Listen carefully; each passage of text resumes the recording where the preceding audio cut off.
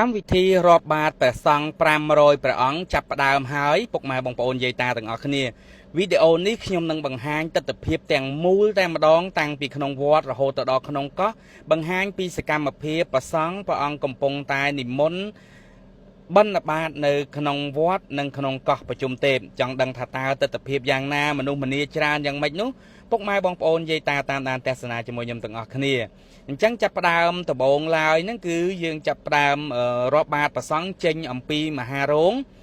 និងចេញមកតាមខ្លោងទ្វារទី4នៃខ្លោងទ្វារវត្តសត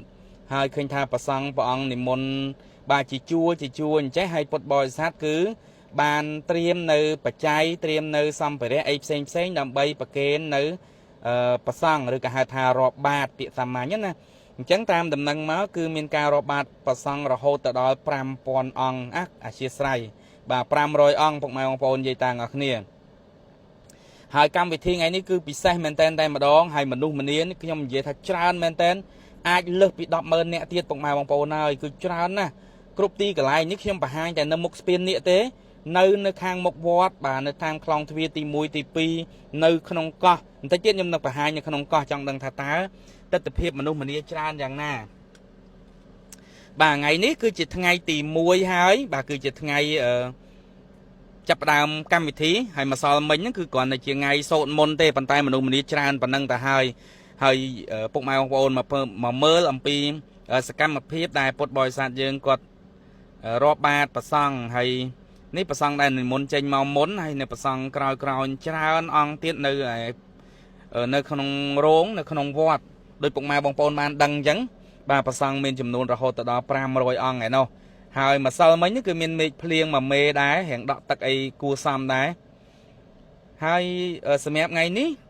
ពេលព្រឹកគឺមានភ្លៀងអលឹមបាទយើងអាចហៅថារលឹមព្រោះថាអត់មានភ្លៀងទេអញ្ចឹងតិចល្អមែនតែនហើយពេលថ្ងៃពេលដែលប្រសង់កំពុងរាប់បាតនេះគឺក្តៅល្មមចាំមើលពេលវីដេអូបន្ទាប់ទៀតខ្ញុំនឹងបង្ហាញអំពីទស្សនវិជ្ជាទាំងអស់តែម្ដងសម្រាប់ការថតបើខ្ញុំថតពីក្រោមបងប្អូនមើលទៅអត់ឃើញស្អាតទេបាទមើលទៅពិបាកថតមែនតែនដោយសារតែមនុស្សច្រើនអញ្ចឹងហើយគឺពិបាកចាប់ប្លង់យកស្អាតណាស់អញ្ចឹងការបង្ហោះដ្រូននេះវាងាយស្រួលនៅក្នុងការទស្សនាហើយមានពុកម៉ែបងប្អូនយើងប្រមាណអ្នកដែលជាប់នៅក្នុងដ្រូននេះអាចខមមិននៅខាងក្រោមវីដេអូរបស់ខ្ញុំបានបាទមានពុកម៉ែបងប្អូនប្រមាណអ្នកដែលគាត់អញ្ជើញទៅណាហើយទាំងចិត្តទាំងឆ្ងាយបាទគ្រប់ទិសទីតែម្ដងអញ្ចឹងនេះគឺនៅខ្លោងទ្វារទី4បាទនៅចិត្តជាមួយនឹងបច្ចេកលក្ខបាទឡាយអត្ថាធិប្បាយនេះឃើញខ្សែបណ្ណានៃប៊ីសបងប្អូនហើយតែក្បាច់ក្ពីឯនោះហើយពុកម៉ែបងប្អូនយាយតាយើងគាត់អូបាទស្វាគមន៍បាទគាត់បក់ដៃបាទជាសញ្ញាអបអរសាទរឬក៏រីករាយជាមួយនឹងការបង្ហោះដ្រូនអញ្ចឹងណាដោយសារតែពុកម៉ែបងប្អូនយាយតាច្រើនដែលគាត់បានទទួលយកនៅផ្ទាំងទស្សនីយភាពឬក៏វីដេអូដ្រូនដែលក្រុមការងារទីប្រឹក្សាប្រអិនបានផ្តិតជូនពួកគាត់អញ្ចឹងហើយគឺថាគាត់សប្បាយចិត្តមែនតើហើយកលេចឃើញមកបាទអូអ្នកខ្លះគាត់ច្ពះសម្ៀបសួរបាទពីព្រោះគាត់ស្គាល់ហ្មងគាត់ទៅឃើញមកក៏ដឹងថាដ្រូនរបស់ទីប្រឹក្សាប្រអិនដែរបាទជួនកាលខ្ញុំដើរពីក្រោយគាត់ហ្នឹងប្រហោះដ្រូនទៅមុនគាត់ថាអូនោះដ្រូនទីប្រឹក្សាប្រអិនឥឡូវអត់ឃើញម្ចាស់អញ្ចឹងម្ចាស់លាក់ខ្លួននៅខាងក្រោយបងប្អូនណាឥឡូវនេះគឺខ្ញុំបង្ហាញទស្សនវិជ្ជាបង្វិលមួយអំពីប្រសង់និមន្តបណ្ឌបាតនៅឯមុខស្ពាននេះហើយខ្ញុំនឹងហោះបង្ហាញនៅក្នុងកោះរួមទាំងទស្សនវិជ្ជានៅចុងកោះទៀតច្រើនមែនតើបងប្អូនខ្ញុំគិតថាមិនមែន100000ទេគឺលើសពី100000ទៀតព្រោះថាបានណែនតាន់តាប់តែម្ដងហើយដោយសារតែឥឡូវវត្តធំជាងមុនផងណាបាទកាលមុនយើងឃើញចង្អៀតប៉ុន្តែដោយសារតែវត្តតូចឥឡូវនេះគឺវត្តទលាយហើយនៅតែមានពុទ្ធបរិស័ទយើងមកច្រើនកកទៀតហើយឃើញថាម្នាក់គឺមានទឹកចិត្តសប្បាយរីករាយមែនតែម្ដងបើទោះជាមានមនុស្សម្នាច្រើនហប់បាទយ៉ាងណាក៏ដោយក៏គាត់ដូចថាសប្បាយរីករាយនៅក្នុងការធ្វើបន់ធ្វើទានហើយអង្គុយរងចាំលើកោះអីចឹងទៅតាមលំដាប់លំដោយក្រោមម្លប់ឈើអីយ៉ាងល្អចឹងទៅឥឡូវនេះគឺការនិមន្តបណ្ឌបាតបានមកដល់ស្ពាននេះហើយបាទដែលជាឈ្មោះពេញគឺឈ្មោះស្ពានព្រឹទ្ធពន្ធវសាហ្នឹងហើយយើងហៅធម្មតាហៅថាស្ពាននេះហ្នឹងបងប្អូនណាឥឡូវខ្ញុំហោះបង្ហាញមួយទៅដល់បរិវេណចុងកោះតែម្ដងបាទចាំមើលអូមកនិយាយទៅគឺថាពុទ្ធបរិស័ទយើងច្រើនមែនទែនដែលគាត់មានសទ្ធាជ្រះថ្លាច ចូលរួមនៅក្នុងការឆ្លងនៅសមិទ្ធផលនានានៅក្នុងវត្តចន្ទបជោតនារាមរួមទាំងការរាប់បាតបាទប្រសង់រហូតដល់500អង្គហើយសូមប្រម៉ែប្រមូលនៅកងការមហាកុសលដែលកើតចេញអំពីការរាប់បាតប្រសង់រហូតដល់500អង្គនេះជូនពុកម៉ែបងប្អូនយាយតាឲ្យជួបតែក្តីសុខក្តីចម្រើនហើយមានពុកម៉ែបងប្អូនយាយតាយើងច្រើនដែលគាត់បានចូលបន់តាមខ្ញុំហើយខ្ញុំក៏យកទៅចូលតាមអាចារ្យឬគណៈកម្មការអីផ្សេងអញ្ចឹងទៅបាទជាបន្តហើយសូមផ្ញើបន់កុសលនេះជូនដល់ពុកម៉ែបងប្អូនទាំងអស់ដែលគាត់បានចូលបន់មកតាមខ្ញុំហើយខ្ញុំនឹងដាក់ឈ្មោះបន្តិចទៀតបាទវីដេអូក្រោយហ្នឹងពេលខ្ញុំទនេបន្តិចគឺខ្ញុំនឹងដាក់ឈ្មោះពុទ្ធបរិស័ទដែលគាត់ចូលបច្ច័យចំនួនបច្ច័យរបស់ខ្ញុំណាបងប្អូនទាំងគ្នាហើយឥឡូវនេះគឺខ្ញុំមកដល់បរិវេណអាស្រមរបស់ព្រះអង្គហើយបាទមកដល់អាស្រមហើយគឺមនុស្សច្រើនណាស់នេះគឺសិតតែអ្នកតម្រៀបជួរគ្នាដើម្បីត្រៀមរាប់បាតប្រសង់អូយមិនបានមនុស្សច្រើនម្លឹងបងប្អូនបាទនេះគឺជារោងតម្កល់ពុទ្ធរូបទី2នៅមុខហ្នឹងគឺមានពុទ្ធបរិស័ទយើងរងចាំរាប់បាតហើយអ្នកខ្លះទៅក៏គាត់បាទបូជាធូបទៀនផ្កាភ្ញីបាទទៅដល់ពុទ្ធរូបព្រះអង្គខ្មៅនៅកន្លែងរោងតម្កល់ពុទ្ធរូបហ្នឹងបាទអញ្ចឹងគឺថាបដោយទៅរហូតតែម្ដងកន្លែងវាលនេះក៏មានមនុស្សគាត់អង្គុយរងចាំដែរបាទគឺអត់ខ្លាចក្តៅខ្លាចរងាអីទេគឺថាអង្គុយរងចាំមកធ្វើបន់បាទព្រោះថាគាត់ស្កាត់ពីឆ្ងាយដើម្បីមកដល់ទីតាំងកន្លែងនេះអ្វីដែលគាត់ចង់ធ្វើនឹងគឺថាចេតនាចង់មកទេសនាវត្តចង់មកធ្វើបន់ចង់មកជួបព្រះអង្គនិយាយទៅគឺបូករួមគ្នាតែម្ដងបាទគឺជាទឹកចិត្តរបស់គាត់អានេះបើតាមខ្ញុំសួរនាំគាត់ណាហើយវីដេអូនេះខ្ញុំធ្វើត្រឹមតែ15នាទីតែប៉ុណ្ណោះខ្ញុំបង្ហាញត្រួសអំពីសកម្មភាពនៃការរាប់បាតព្រះសង្ឃហើយវីដេអូបន្តទៀតខ្ញុំនឹងបង្ហាញពីទស្សនវិជ្ជាសកម្មភាពអីថ្មីបន្តទៀតចែកជូនពុកម៉ែបងប្អូនយាយតាយើងបានទស្សនាតាមលំដាប់លំដោយអញ្ចឹងសម្រាប់ការកសាងបាទការសាងសង់គឺសម្រាប់ប្រហែលថ្ងៃនេះគឺសម្រាប់តាមដំណឹងមកជាងគាត់ប្រាប់ថាសម្រាប់4ថ្ងៃបាទសម្រាប់4ថ្ងៃអញ្ចឹងនឹងចូលធ្វើការវិញហើយមកដល់កន្លែងចុងកោះនេះរៀងស្បើយមនុស្សនៅសងខាងប៉ុន្តែនៅតាមផ្លូវនេះគឺមានមនុស្សច្រើនអ៊ូអបាទដដែលទេជាពិសេសគឺមនុស្សនៅកន្លែងទស្សនវិជ្ជាបលាំងធំចុងកោះបាទគឺមានមនុស្សច្រើនតែម្ដងដែលគាត់ចូលមកទេសនាផ្ដិតរូបភាពបាទជាពិសេសគឺថតសន្លឹកណាបាទគាត់ថតសន្លឹកថតអីចឹងទៅទុកជាអនុស្សាវរីយ៍ហើយមានអ្នកដែលគ្រប់បូជាថ្វាយគ្រឿងផ្កាភ្ញីផ្សេងអញ្ចឹងទៅចំពោះនៅព្រះពុទ្ធរូបនៅកន្លែងហ្នឹងគឺមានព្រះពុទ្ធរូប8ព្រះអង្គហើយនឹងមានព្រះពុទ្ធរូបថ្មីមួយព្រះអង្គដែលទៅដង្ហែមកគឺជាព្រះអង្គប្រសូតបាទព្រះអង្គប្រសូតដំបងណាបងប្អូននេះជាមួយខ្ញុំតម្លាក់ដ្រូនទៀបឲ្យបងប្អូនយើងបានឃើញនឹងបរិវេណនៅកន្លែងបលាំងធំចុងកោះអញ្ចឹងវីដេអូមួយនេះខ្ញុំតម្លាក់ដ្រូនល្មមទេបាទអត់ទៀបពេកទេដោយសារតែខ្ញុំបង្ហោះមកពីឆ្ងាយដែរហើយខ្ញុំចង់បង្ហាញត្រួសវីដេអូមួយគឺខ្ញុំបង្ហាញពីទស្សនវិជ្ជាខុសគ្នាកុំឲ្យពុកម៉ែបងប្អូនយើងគាត់ធុញទ្រាន់វីដេអូបន្ទាប់គឺខ្ញុំនឹងហោះទៀបមែនតែម្ដងបាទដើម្បីផ្ដិតយកនៅទស្សនវិជ្ជាហើយនឹងឃើញនៅមុខមាត់បាទភក្ត្រារបស់ពុកម៉ែបងប្អូនយើងដែលគាត់អញ្ជើញទាំងចិត្តទាំងឆ្ងាយមកធ្វើបន់ហ្នឹងតើមានបងប្អូនណាខ្លះដែលជាប់នៅក្នុងដ្រូនរបស់ទីប្រឹក្សាប្រអិនបាទហើយមានលោកយាយគាត់ខ្ញុំហោះតែអញ្ចឹងគាត់រត់មកសួរថាអេមិញហ្នឹងមានថតជាប់ខ្ញុំអត់បាទបងប្អូនដោយសារមនុស្សច្រើនពេកបាទខ្ញុំអត់ដឹងថាថតជាប់អ្នកណាខ្លះទេប៉ុន្តែពុកម៉ែបងប្អូនអាចទេសនាមើលទៅនេះខ្ញុំបង្ហាញកន្លែងរោងតម្កល់ព្រះពុទ្ធរូបទី2ហើយខ្ញុំនឹងហោះចេញទៅខាងក្រៅបង្ហាញអំពីសកម្មភាពពីស្ពាននេះខ្លងទ្វារទី4រហូតទៅដល់ខ្លងទ្វារទី1តែម្ដងចាំមើលថានៅក្នុងកោះមានមនុស្សច្រើនចុះបើសិនជានៅខាងមុខវត្តតើមានមនុស្សអត់បាទឥឡូវទៅទស្សនាមួយខ្ញុំបងប្អូនគ្នាសម្រាប់បងប្អូនដែលគាត់ចេះគុណគូចេះវិភាគ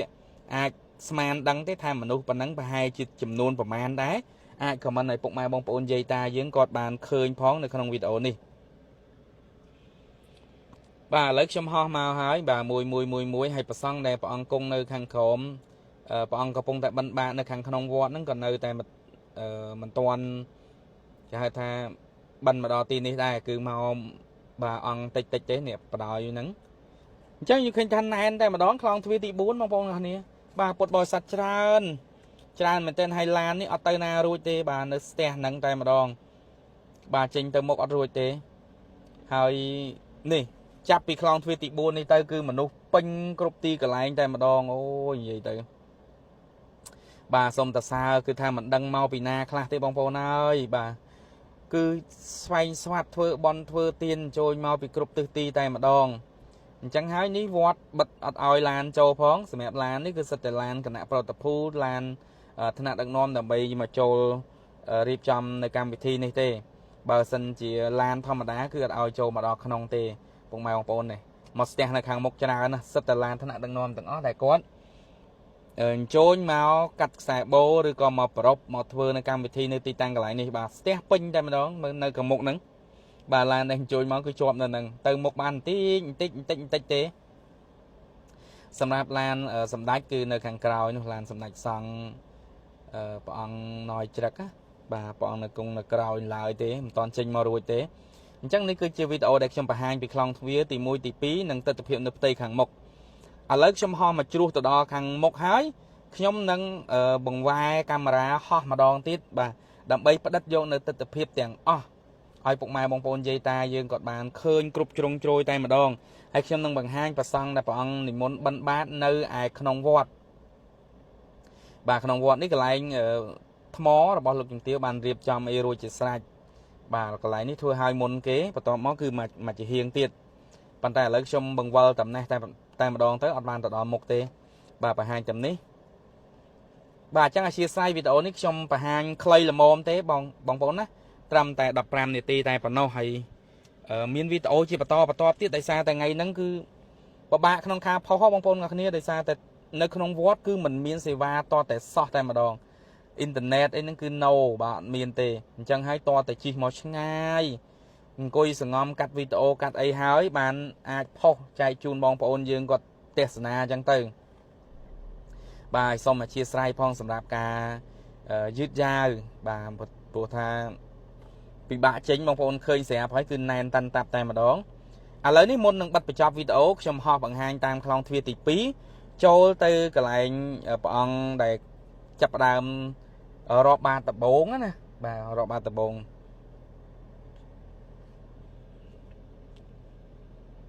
អញ្ចឹងចំពោះទីតាំងកន្លែងនេះពេលយប់ឡើងនេះស្អាតមែនតើហើយឥឡូវព្រះសង្ឃព្រះអង្គកំពុងតែនិមន្តបិណ្ឌបាតចេញពីហ្នឹងទៅបងប្អូនគ្នាបាទព្រះអង្គមុនបិណ្ឌបាតទៅហើយ500អង្គច្រើនមែនតើហើយចេញពីមហារោងនេះទៅតែម្ដង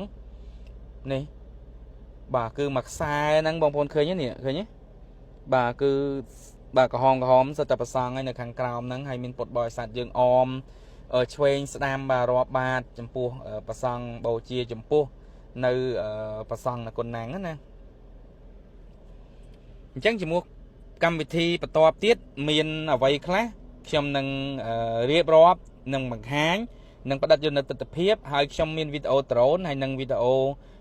ដោយប្រើទូរស័ព្ទដែរសម្រាប់បងប្អូនដែលគាត់ចង់ទស្សនាវីដេអូដ្រូនអាចមើល channel ទីប្រឹក្សាព្រះអិនហើយបើសិនជាចង់មើលវីដេអូដែលប្រើការថតនៅខាងក្រោមអាចទៅមើល channel គុលសុភ័ក្រអញ្ចឹងខ្ញុំមាន channel 2ហើយខ្ញុំបែងចែកដាច់ខុសគ្នា